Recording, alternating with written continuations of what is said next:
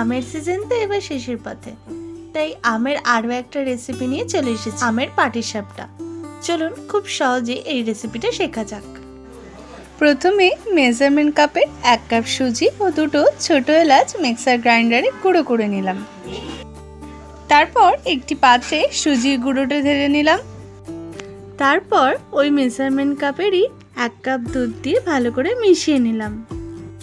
পাটিসাপটা সাধারণত ময়দা এবং সুজি মিশিয়েই করা হয়, কিন্তু মা এখানে এই পাটিসাপটাটা একটু হেলদি ওয়েতে করেছে, তাই শুধু সুজি দিয়েই পাটিসাপটাটা বানানো হয়েছে। আরও হাফ কাপের একটু বেশি দুধ দিয়ে মিশিয়ে নিলাম। দেখুন মা দেখাচ্ছে ব্যাটারটা কিন্তু এরকম হতে হবে।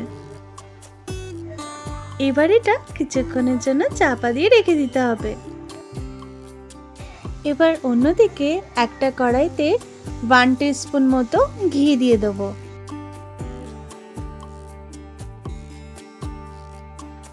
এরপর এর মধ্যে দিয়ে দেবো আমার কাজু কিশমিশ এগুলো কুচিয়ে রাখা ছিল সেটা।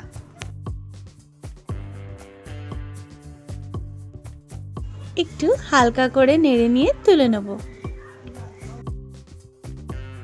কুকিং উইথ রুম্পা চ্যানেলে যদি আপনারা নতুন হন তাহলে প্লিজ ইউটিউবে সাবস্ক্রাইব করে দেবেন আর পাশে থাকা বেল আইকন বাটনটাও প্রেস করে দেবেন। মা এখানে আগেই 2টো আম ভালো করে ধুয়ে একটা স্মুথ পেস্ট তৈরি করে রেখেছিল। এবার কড়াইতে হাফ চামচ ঘি দিয়ে কড়াইটা গরম হয়ে গেলে তারপর আমের পেস্টটা দিয়ে দেবো। লো আছে বেশ কিছুক্ষণ নাড়তে হবে। ভিডিওটা ভালো লাগলে লাইক শেয়ার কমেন্ট করতে ভুলবেন না। আর ফেসবুক পেজ থেকে দেখলে ফেসবুক পেজটি অবশ্যই ফলো করে দেবেন।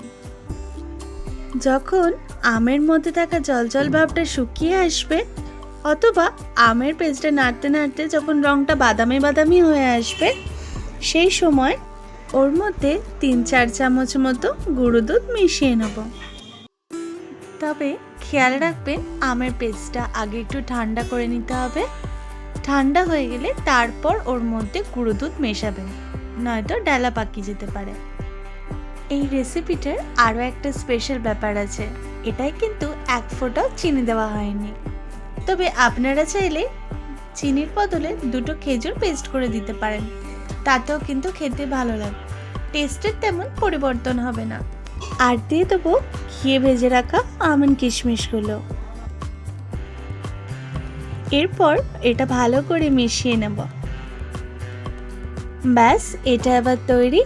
এটাকে কিন্তু 1 থেকে 2 ঘন্টার জন্য ফ্রিজে রেখে দেবো। আমের পিউরিটা নরম থাকার জন্য যদি এটা একটু ফ্রিজে রেখে দিতে পারেন তাহলে কিন্তু করতে সুবিধা হবে। আরও একবার দেখিয়ে দিচ্ছি, ব্যাটারের কনসিস্টেন্সিটা কিন্তু এরকম হতে হবে।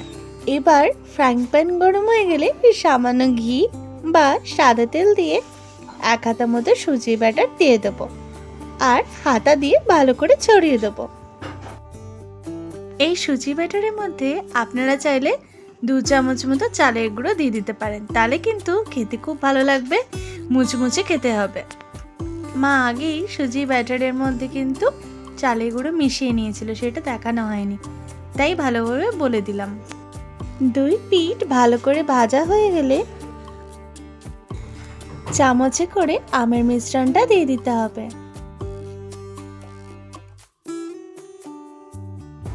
আপনারা চাইলে এর থেকে ছোটও করতে পারেন কিংবা এরকম সাইজেরও রাখতে পারেন। এইভাবে সবগুলো একে একে করে নেব। মা আরও একটা করে দেখিয়ে দিচ্ছে আপনাদের।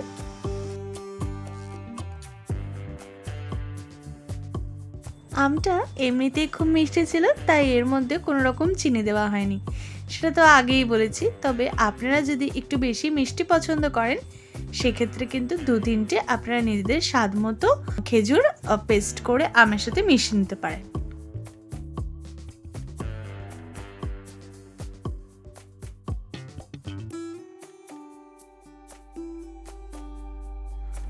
মা সাধারণত মিষ্টি জাতীয় রান্নার ক্ষেত্রে গুঁড়ো দুধ দেওয়াটাকে প্রেফার করে।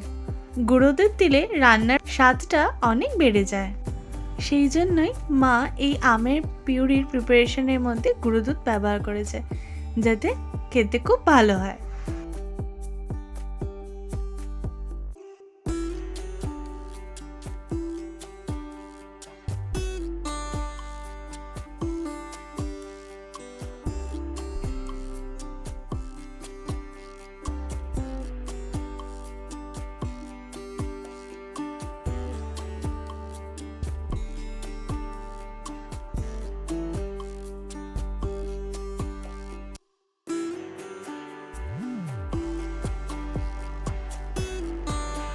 একবার বাড়িতে বানিয়ে দেখুন, অবশ্যই ভালো লাগবে।